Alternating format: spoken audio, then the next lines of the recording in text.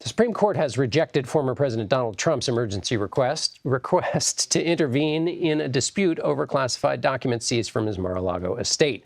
The former president's legal team asked the High Court last week to weigh in on the case.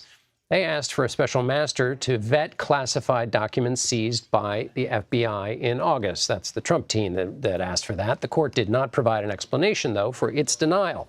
La scène qui s'est déroulée devant la Cour suprême ce matin-là semblait tout droit sortie d'un de ces moments qui marquent à jamais l'histoire. On pouvait sentir dans l'air une tension dense, pesante, de celles qui rendent même le silence bruyant. Une longue file d'attente s'étirait dans les escaliers avec des personnes de tous horizons attendant leur tour pour entrer et assister à quelque chose que beaucoup avaient déjà compris, sans même en saisir exactement la raison. Que ce ne serait pas une audience ordinaire.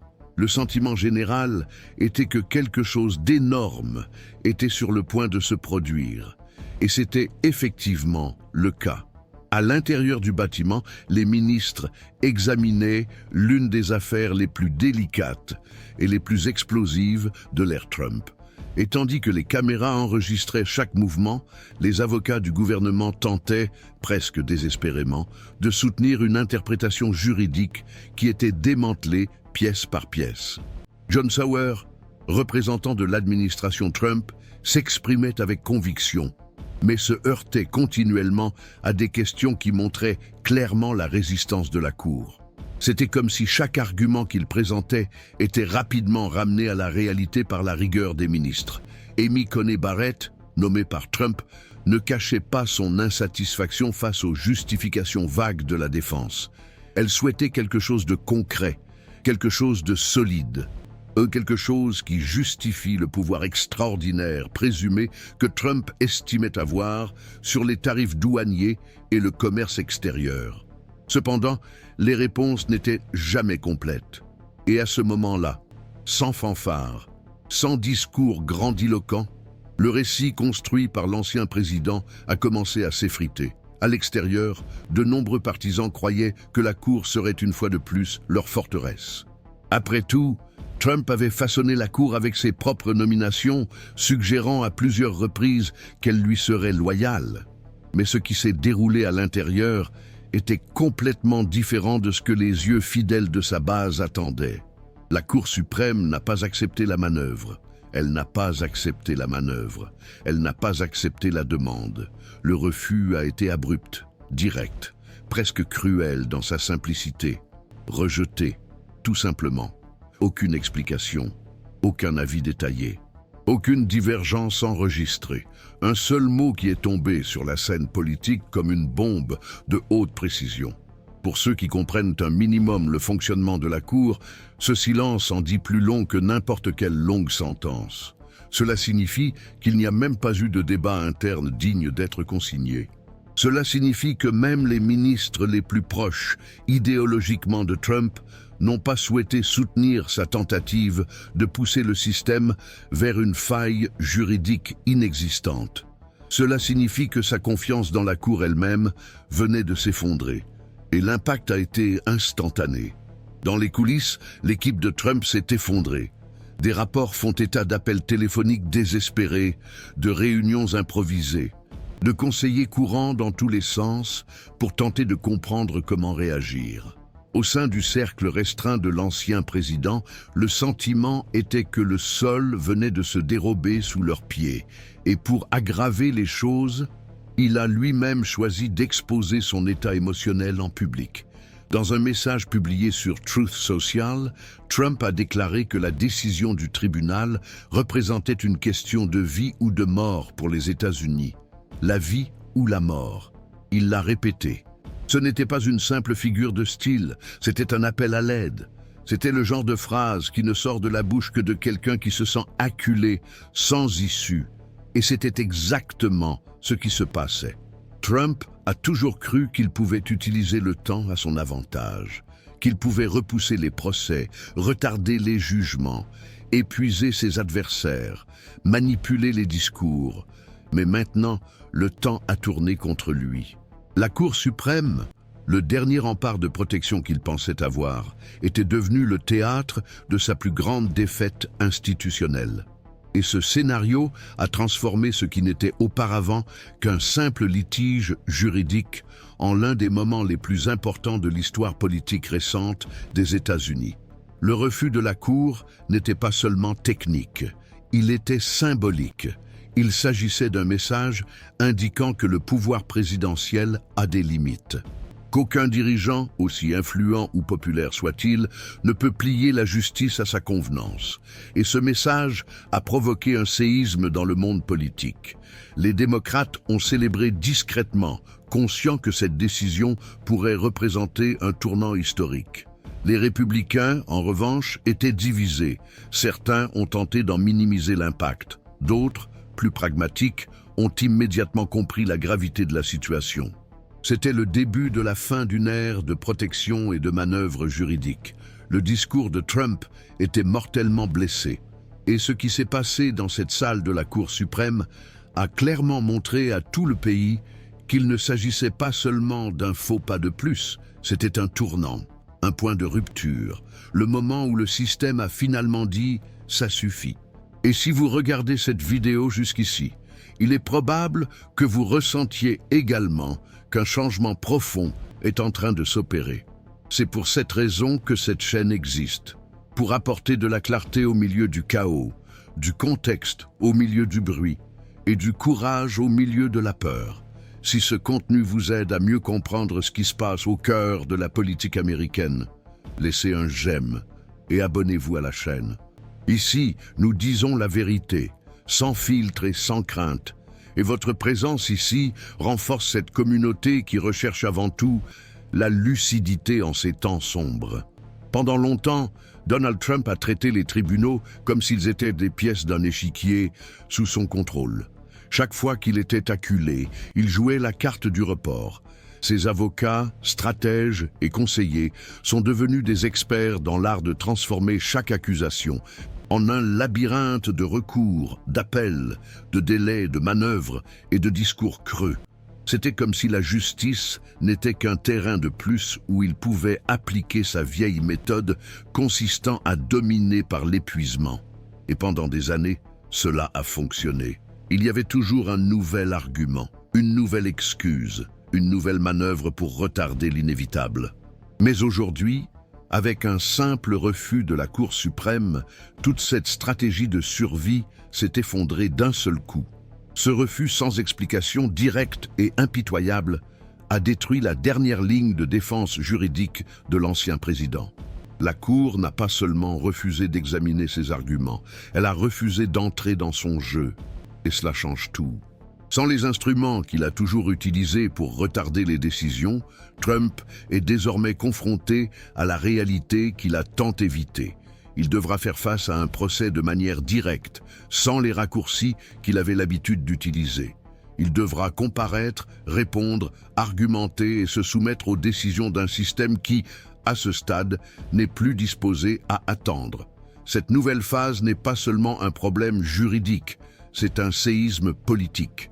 L'impact sur les structures du pouvoir à Washington a été immédiat.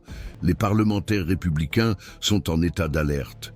Beaucoup de ceux qui l'ont toujours défendu publiquement se réunissent désormais en privé, essayant de déterminer s'il est temps de rester loyaux ou de se diriger vers la sortie de secours. Le risque de sombrer avec lui n'a jamais été aussi palpable. Pour certains, défendre Trump a toujours été une question de convenance, jamais de conviction. Aujourd'hui, avec la possibilité réelle de le voir comparaître devant la justice alors qu'il dirige encore la nation, même les alliés les plus pragmatiques reconsidèrent leur choix. Du côté des démocrates, la décision de la Cour a été accueillie comme une validation institutionnelle, une confirmation que le système a encore la force de réagir, même après des années de pression, de discrédit et d'attaque. Cependant, la prudence est de mise. Car tout le monde sait que Trump n'acceptera pas cette défaite sans réagir.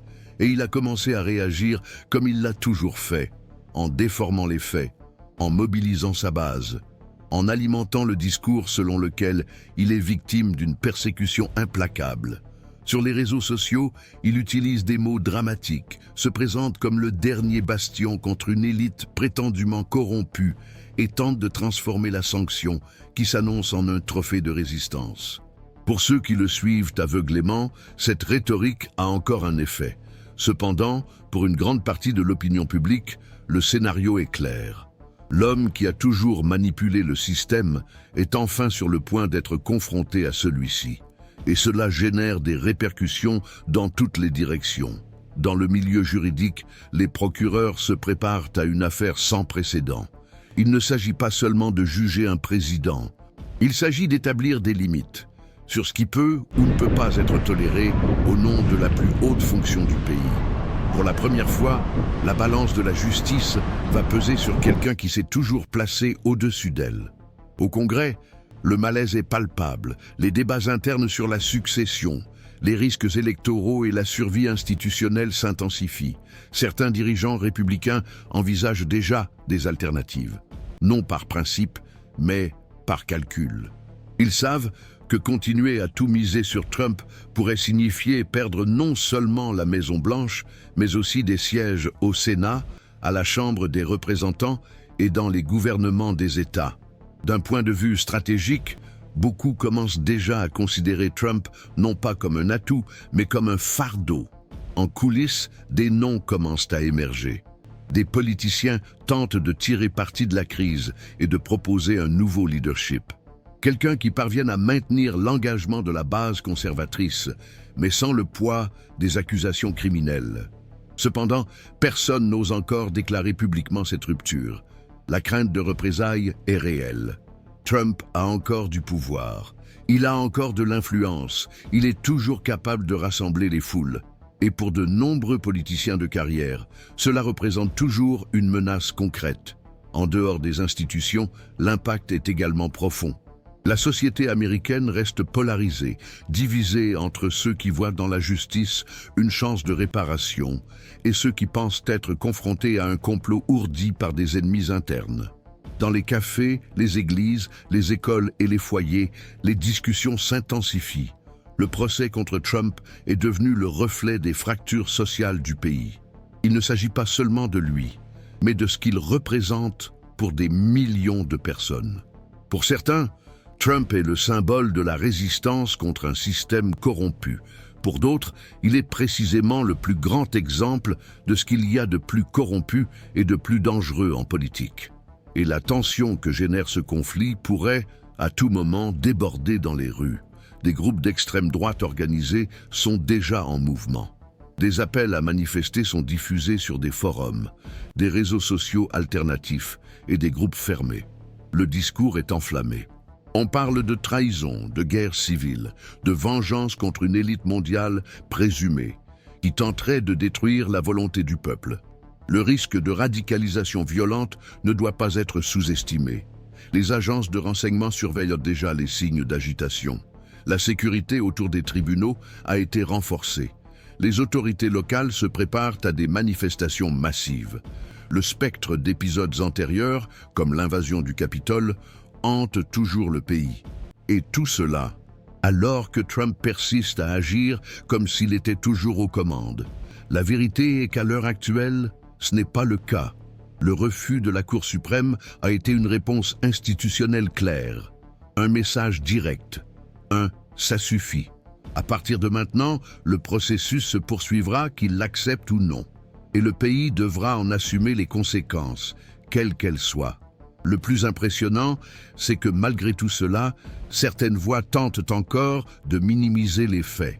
Elles tentent de justifier l'injustifiable, en essayant de présenter comme de l'héroïsme, ce qui est en réalité le désespoir de ceux qui ont finalement été rattrapés par les limites de la loi. Cependant, chaque jour qui passe affaiblit ce discours, car les faits s'imposent. Et malgré tout le bruit fait sur les réseaux sociaux, la réalité est que la justice américaine a agi. Et désormais, rien ne sera plus comme avant. Si vous comprenez l'ampleur de ce qui se passe, c'est le moment d'agir. D'informer, de partager, de débattre. Écrivez ici dans les commentaires. La justice a parlé. Il faut maintenant en assumer les conséquences. Cette phrase peut sembler simple, mais elle a un poids immense.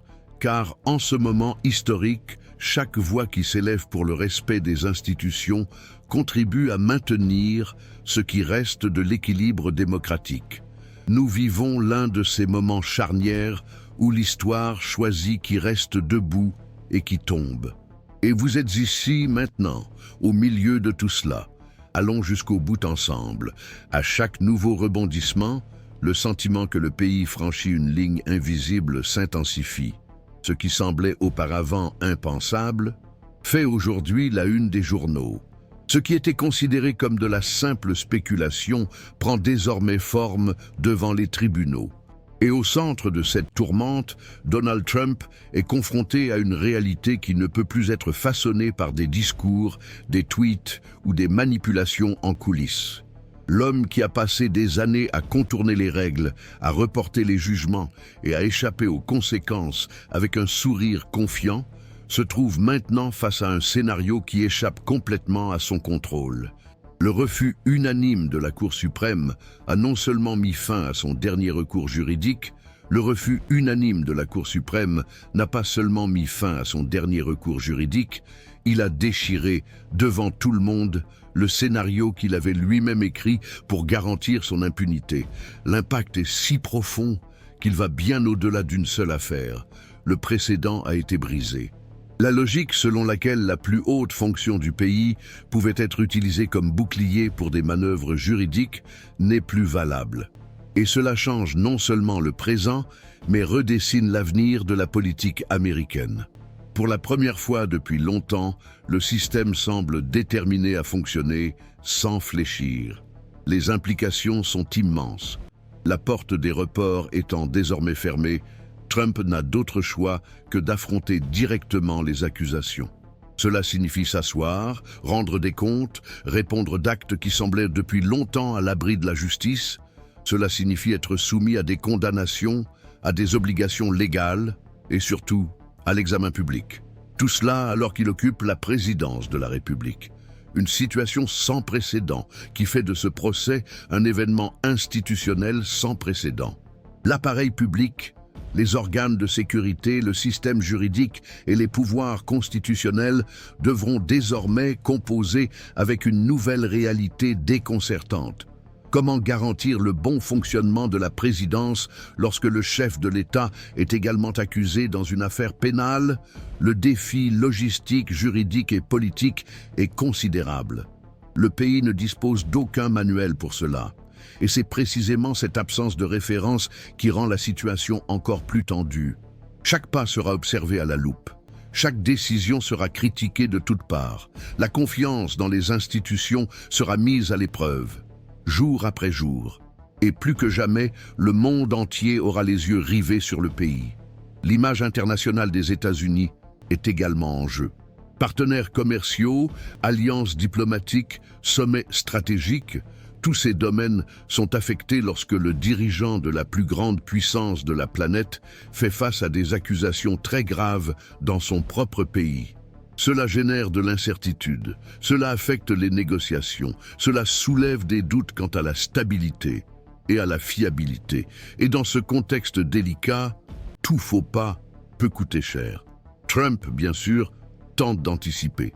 Sa stratégie, maintenant que les ressources sont épuisées, consiste à renforcer le discours de la victime, transformer le tribunal en scène politique, utiliser les audiences comme une vitrine pour mobiliser ses partisans. Et même avec l'usure croissante, ce plan a encore un certain effet. Une partie de la population reste fermement à ses côtés, convaincue que le système tente de saboter la volonté populaire. Alimenter ce sentiment fait partie du jeu. Mais le contexte a changé. Ce qui était auparavant perçu comme théâtral ressemble désormais à du désespoir. La rhétorique du « il me persécute » commence à s'essouffler face aux preuves, aux documents, aux décisions judiciaires et au poids symbolique d'une Cour suprême qui lui a tourné le dos. Cela change tout. Cela change la façon dont il est perçu, y compris par ses anciens alliés. Dans les coulisses du Parti républicain, la situation est tendue. De nombreux parlementaires et dirigeants ont commencé à considérer Trump comme un risque et non plus comme un atout. La popularité qui soutenait son influence devient désormais un fardeau.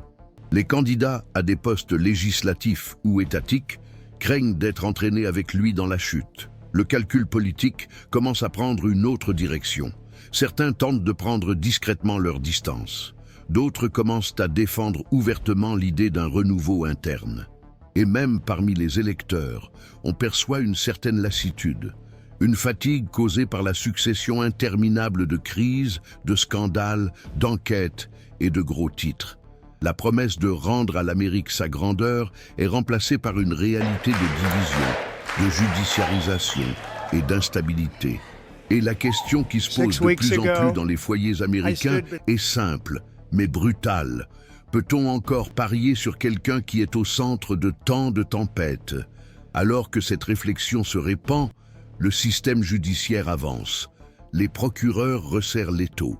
Les juges fixent des audiences. Les tribunaux mettent en place des dispositifs de sécurité pour accueillir le défendeur le plus puissant de l'histoire du pays. Et chaque nouvelle étape de ce processus devient un événement médiatique, une bataille narrative, une confrontation directe entre la force de la loi et la manipulation politique. Les implications vont au-delà de la figure de Trump. Ce qui est en jeu, c'est la capacité même de l'État américain à imposer des limites, de réaffirmer qu'aucun citoyen, aussi influent soit-il, n'est au-dessus des règles qui régissent la collectivité. Et cela est déterminant. Car si la justice échoue maintenant, le message sera clair. Le pouvoir achète toujours l'impunité. Mais si elle parvient à mener ce processus avec fermeté, transparence et légalité, une nouvelle ère pourrait voir le jour. Une ère où la loi retrouvera sa place centrale. Une ère où la fonction de président redeviendra synonyme de responsabilité et non d'immunité. C'est de cela qu'il s'agit. Il ne s'agit pas de vengeance, ni de partisanerie, ni de guerre idéologique. Il s'agit de protéger l'épine dorsale de la démocratie. Et sur ce point, la société américaine sera également mise à l'épreuve, car la réponse des institutions n'aura de force que si elle est soutenue par la vigilance active du peuple. Les médias, les citoyens, les éducateurs, les influenceurs, les travailleurs ordinaires, tous ont désormais un rôle fondamental à jouer. Et chaque geste compte, chaque débat, chaque vote, chaque dénonciation, chaque prise de position. Car c'est dans ce genre de moment que se définit l'avenir de toute une génération. L'histoire est écrite par ceux qui ne se taisent pas. Et si vous êtes arrivé jusqu'ici, c'est parce que vous refusez d'être un simple spectateur de ce chapitre. C'est pourquoi, si ce contenu vous aide à mieux comprendre les enjeux, partagez-le avec ceux qui sont encore confus, perdus ou trompés. Aimez, commentez, exprimez-vous. Votre voix a plus d'impact que vous ne le pensez. Écrivez ici dans les commentaires. Personne n'est au-dessus des lois, pas même le président. Cette phrase peut être le point de départ de la prise de conscience de nombreuses personnes. Et ici, sur cette chaîne, nous continuons sans relâche, en apportant des informations avec courage, clarté et engagement envers la vérité. Car il est encore possible de tourner la page. Il est encore possible d'écrire l'histoire du bon côté. Et la première étape est la suivante, ne pas détourner le regard, ne pas faire semblant de ne pas voir, et surtout, ne pas se taire. Nous sommes ensemble dans cette aventure.